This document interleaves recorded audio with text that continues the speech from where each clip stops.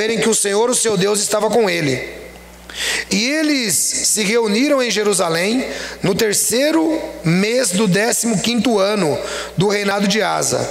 Naquela ocasião, sacrificaram ao Senhor 700 bois e 7.000 ovelhas e cabras do saque que haviam feito. Fizeram um acordo de todo o coração e de toda a alma de buscar o Senhor, o Deus dos seus antepassados. Todo aquele que não buscasse o Senhor, o Deus de Israel, deveria ser morto. Gente simples ou importante, homem ou mulher. Fizeram assim esse juramento ao Senhor em voz alta, bradando ao som de cornetas e trombetas. Todo o povo de Judá alegrou-se com o juramento, pois havia feito de todo o coração. Eles buscaram a Deus com toda disposição. Então ele deixou que os encontrasse e lhes concedeu paz em sua fronteira. O rei Asa chegou até a depor sua avó, Maaca, da posição de rainha-mãe, pois ela havia feito um poste sagrado repugnante. Asa derrubou o poste, despedaçou, queimou no vale do Cédron. Embora os altares idólatras não tenham sido eliminados de Israel, o coração de Asa foi totalmente dedicado ao Senhor durante toda a sua vida. Ele trouxe para o templo de Deus a prata e o ouro, os utensílios que ele e seu pai haviam consagrado. E não houve mais nenhuma guerra até o 35º ano do seu reinado. Vejam que interessante, irmãos. Asa, ele recebe uma profecia de Azarias. E nessa profecia, se você estiver com o Senhor vai estar com você. Ele tinha lutado contra Zerá, logo lá no início, e depois ele vai até o ano 30 em paz. Sabe por quê, irmãos? Ele decidiu ouvir a voz de Jeová. Ele decidiu. E aí o que acontece? Ele convoca o povo para adorar a Deus. A responsabilidade da liderança, e agora eu falo com os pastores que estão aqui também, a responsabilidade da liderança é puxar o povo para adorar a Deus. Essa é a responsabilidade da liderança. Onde não há profecia, o povo se corrompe. E a profecia é a palavra falada de Deus, e é por isso que nós insistimos tanto nela. E diz a Bíblia que Asa era tão zeloso que ele derrubou inclusive o poste que sua avó havia erigido à deusa Aserá. A deusa Aserá era uma deusa do amor, tipo Afrodite, só que ela era uma deusa dos cananeus, mulher de El. E ele não se importou em depor a sua avó. Naquela época, a monarquia tinha essa posição, igual nós temos hoje no Reino Unido, a rainha Elizabeth II. O que o Asa faz? Ele se torna rei, a avó dele quer adorar uma deusa ídolo, ele vai lá e depõe a avó. Aqui ninguém mais vai adorar ídolo. Só que olha que interessante, irmão, ele fez tudo isso, mas ele não conseguiu acabar totalmente com a idolatria em Israel. O que eu quero dizer para você? Que por mais que eu ensine você, nós nunca vamos chegar na situação ideal dentro da igreja. Nunca vamos chegar. Sempre teremos problemas, porque nós estamos lidando com seres humanos. E ser humano, irmãos, ele é desobediente por natureza. Não tem como. Mas a parte dele, como líder espiritual, ele fez. Ele ensinou, ele conduziu e ele levou o povo à adoração de Deus. O que eu quero te dizer com isso? Esteja, que é o quarto princípio, esteja você comprometido com Deus. Você. Se o Eduardo tem um altarzinho na casa dele, ele vai ter que derrubar esse altar.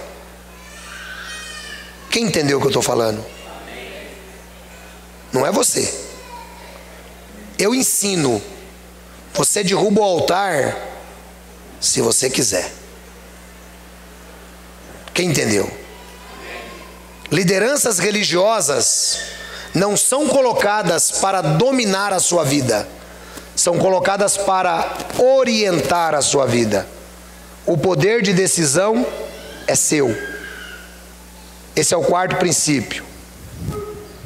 Eu ensino e você se orienta e segue se quiser. Posso ouvir o amém da igreja? Amém. Deixa os altares do outro. Derruba o seu. Vamos para frente. 30 anos ele teve paz. 30 anos.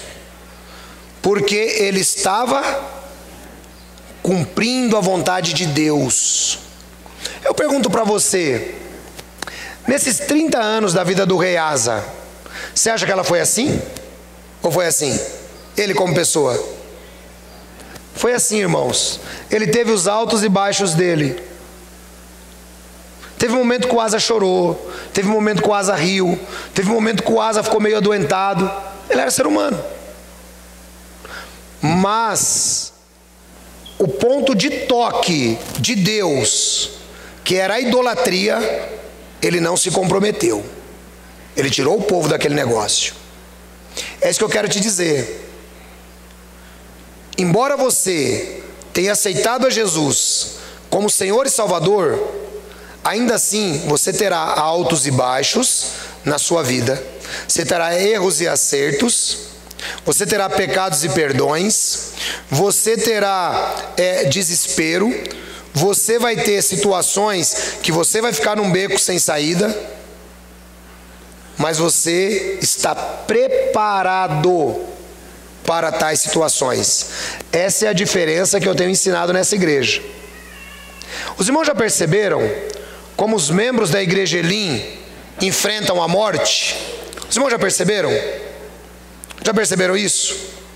Como é que nós enfrentamos a morte? Nós enfrentamos a morte, irmãos, com sentimento, mas com esperança. Sim ou não? Quantas pessoas nós tivemos aqui na igreja que já morreram? Morreram parentes. Nós não queríamos que eles morressem, mas nós estávamos preparados para a morte deles. Espere o melhor, mas prepare-se para o pior. Sabe por quê, irmãos?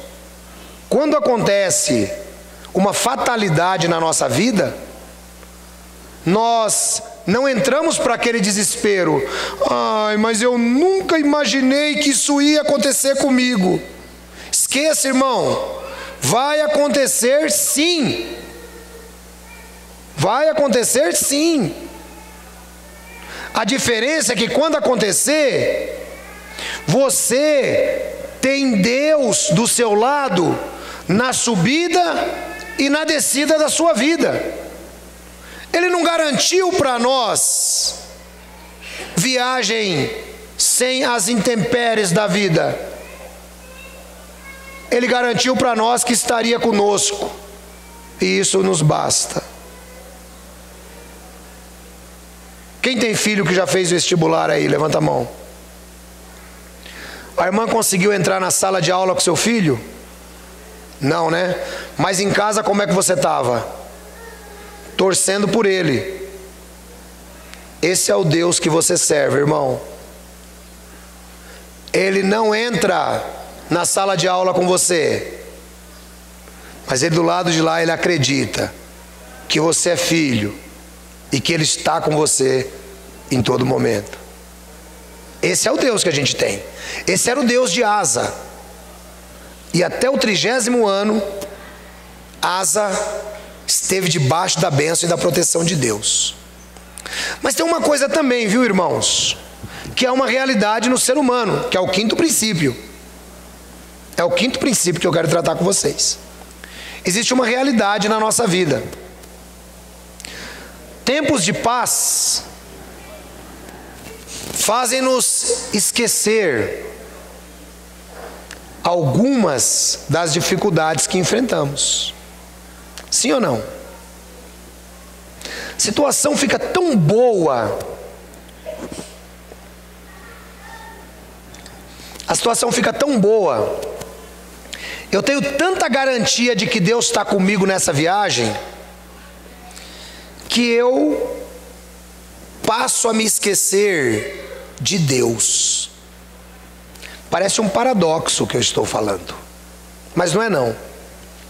Vamos ver o que aconteceu na vida de Asa. Capítulo 16. No 36º ano do reinado de Asa, Baasa, rei de Israel, invadiu Judá e fortificou Ramá, para que ninguém pudesse entrar nem sair do território de Asa, rei de Judá. Vejam, Asa teve alguns problemas lá atrás, mas a confiança de Asa estava em quem? Em Deus. 36 anos de reinado, Deus apoiando Asa. Agora, Asa se vê em um beco sem saída de novo, porque ele só tinha 2 tribos, irmãos.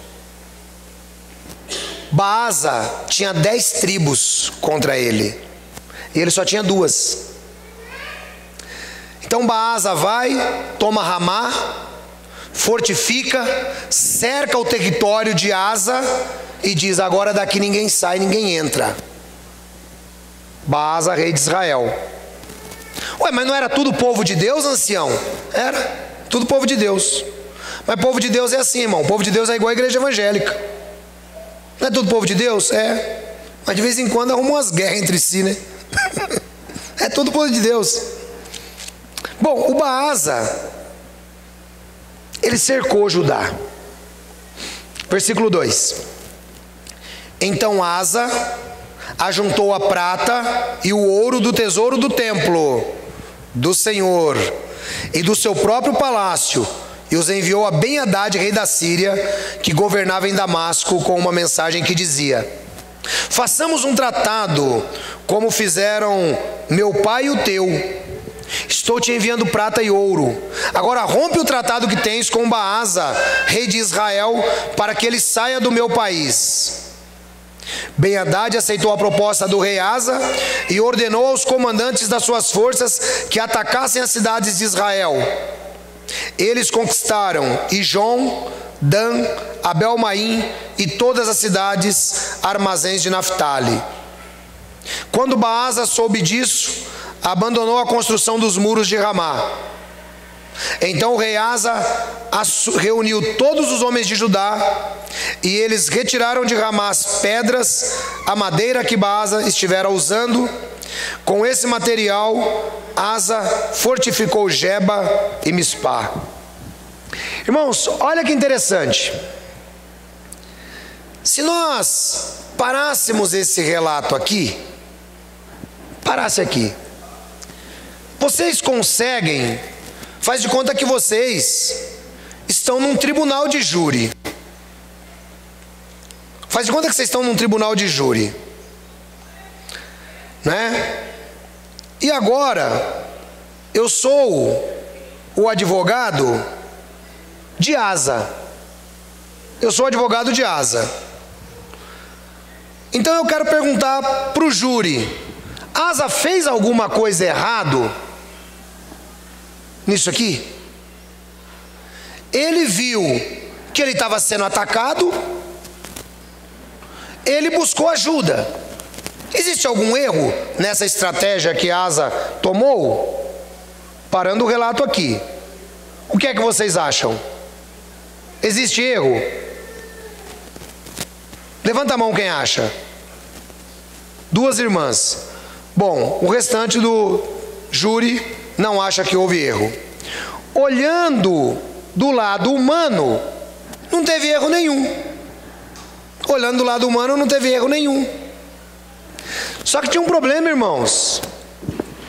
Você viu que coisa grave Asa fez? Agora eu vou ser o promotor contra o Asa.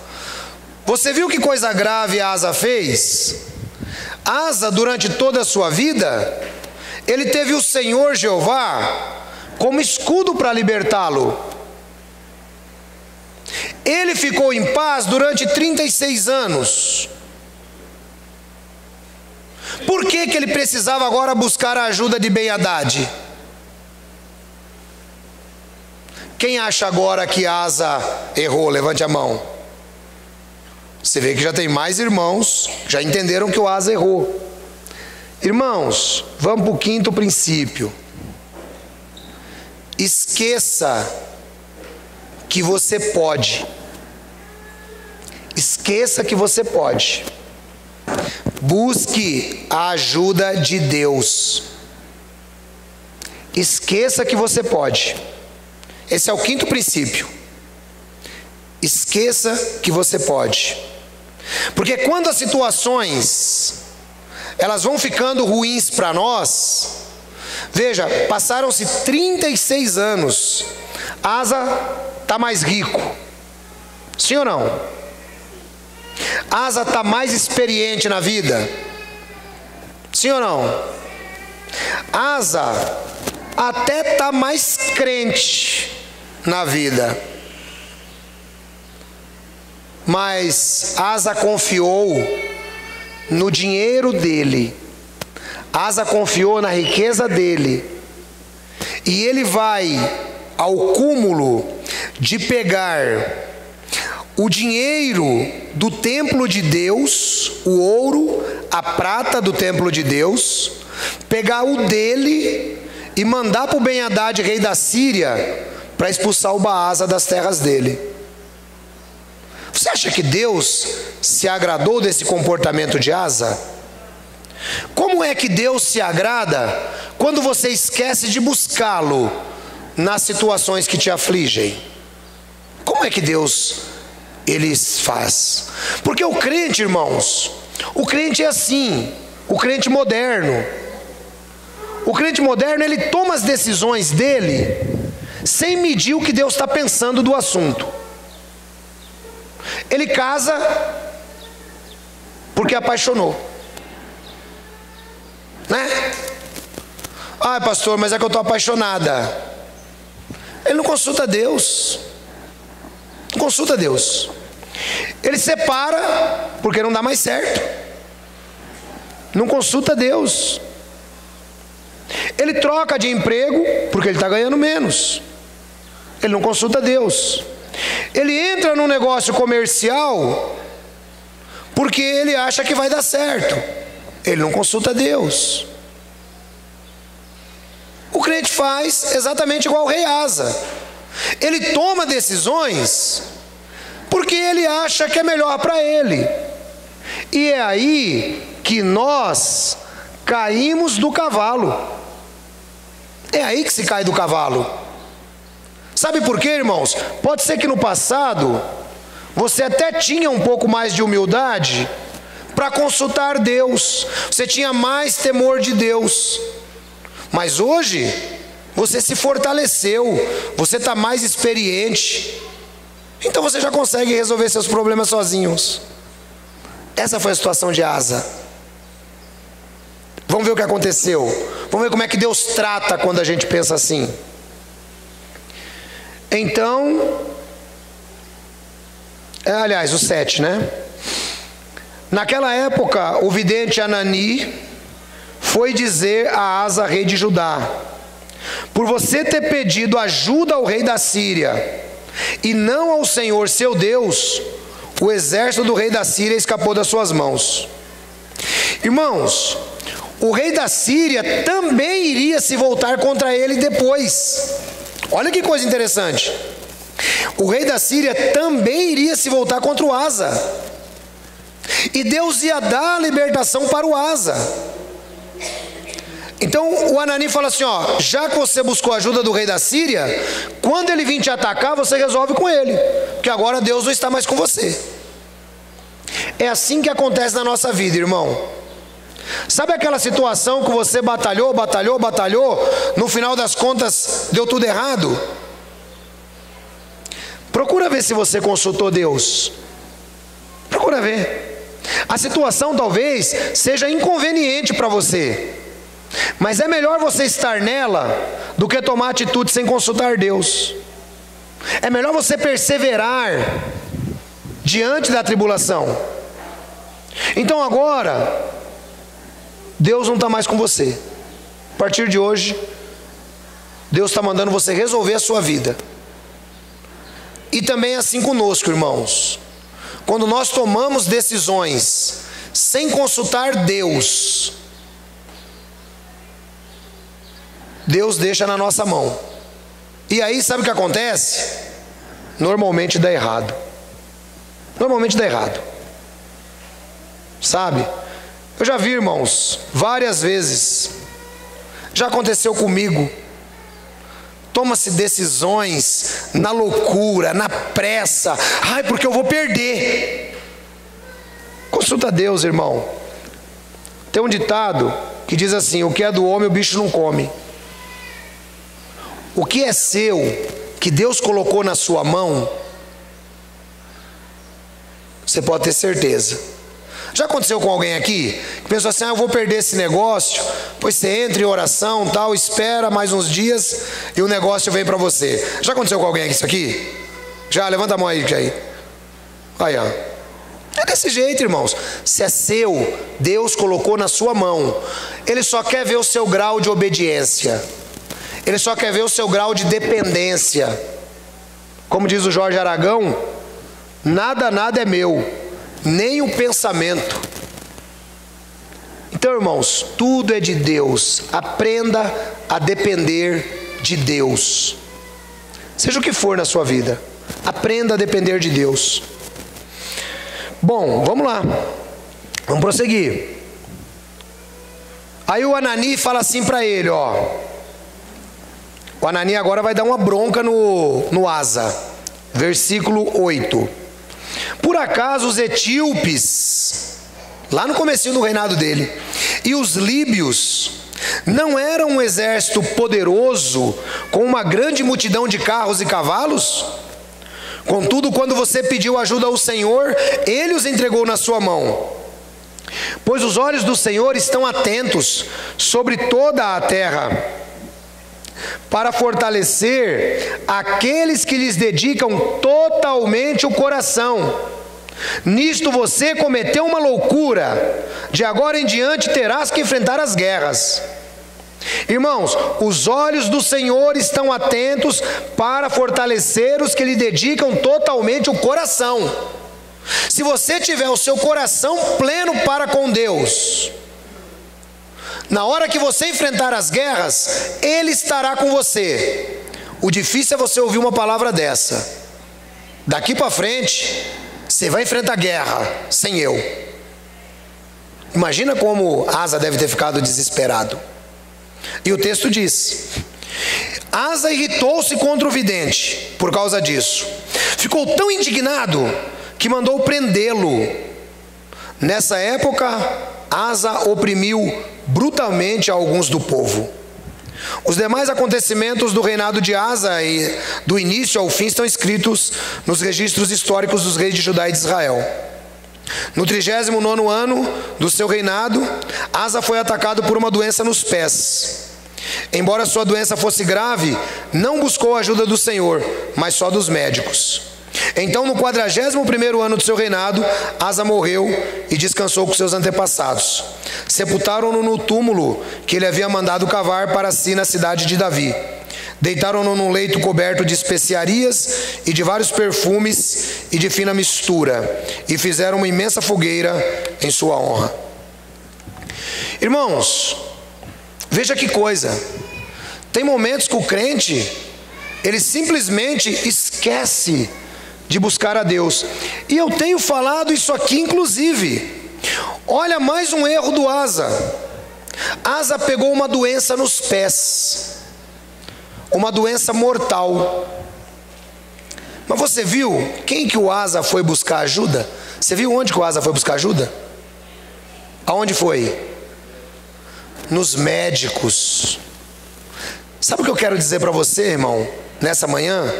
Como sexto princípio, busque ajuda em Deus. Busca ajuda em Deus. Às vezes eu fico analisando aqui na igreja mesmo. Pastor, eu não fui na igreja porque o meu filho estava com febre. Irmão, eu sou educado. Eu falo assim, tá bom, irmã, eu vou orar por o seu filho. E oro. Mas ao mesmo tempo, irmãos, eu sinto uma decepção tão grande, mas tão grande, do crente pensar desse jeito, que ele está fazendo igualzinho o rei Asa. Ele vai buscar ajuda no médico. Será que o crente não consegue parar e pensar um pouquinho que aquele médico vai ter que ser usado por Deus para medicar? Será que ele não consegue fazer isso? Vocês percebem, irmãos? Não parece uma coisa pequena? Não parece uma coisa lógica? Pastor, olha, meu filho amanheceu com febre, estou indo no médico. É o Asa. Por que ele não pensa, pastor, meu filho está doente, estou me organizando com a minha família, nós vamos para a igreja, peço que ora pelo meu filho, para Deus curá-lo ou para guiar um médico para a vida dele. Não seria esse o comportamento correto? Sim ou não? E por que o crente não toma? Porque é o que eu estou acabando de dizer, irmãos. Passa a confiar em si mesmo. Eu tenho um bom convênio, eu vou levar meu filho lá no meu convênio. Ah não, tem um postinho aqui, que esse postinho é ótimo. Ele não vem buscar Deus. Quem entendeu o que eu estou falando? Então, irmãos, aprende a buscar Deus. Aprende a buscar Deus. Quem já chegou aqui numa situação meio adoentada e viu que saiu bem melhor quando saiu daqui? Levanta a mão. Já aconteceu com quem? Levanta a mão, deixa eu ver. Olha aí. Porque, irmãos, Deus é o mesmo, Deus cura. Eu não estou dizendo que você deve desprezar o serviço médico, não. O que eu estou dizendo é que você tem que buscar a ajuda de Deus em primeiro lugar. Busque a Deus. É o sexto princípio. Ai, pastor, puxa vida, eu acordei tão ruim hoje. Irmãos, eu já acordei tão ruim tantas vezes, e nem por isso eu dei o cano em vocês. Vocês olham para mim, eu não sou nenhum super-homem, não. Eu tenho os mesmos problemas que vocês, as mesmas dificuldades de vocês. Mas para qualquer coisa me afastar daqui, de falar a palavra de Deus para vocês, tem que se chamar viagem, se eu estiver viajando, ou a morte. Porque do contrário, eu estou aqui, com dor, com dificuldade, com acertos, com erros. Porque eu entendo, irmãos, que buscar ao Senhor deve ser a nossa prioridade. Asa errou quando buscou Ben-Hadad e errou quando buscou os médicos. Às vezes você está fazendo coisas que você acha que você está fazendo porque, não, tá certo, isso aqui está tudo legal. Na sua força não vai dar certo, não, irmão. Sua força não vai dar certo. Busca a Deus. Sabe? Temos que ter uma mentalidade diferente. É por isso, irmãos, que quando nós olhamos histórias como a do rei Asa, nós devemos olhar para nós, e agora eu faço uma aplicação final desse texto, recapitulando a trajetória de vida de Asa, que foi uma trajetória de vida onde ele teve praticamente 36 anos. 36 anos.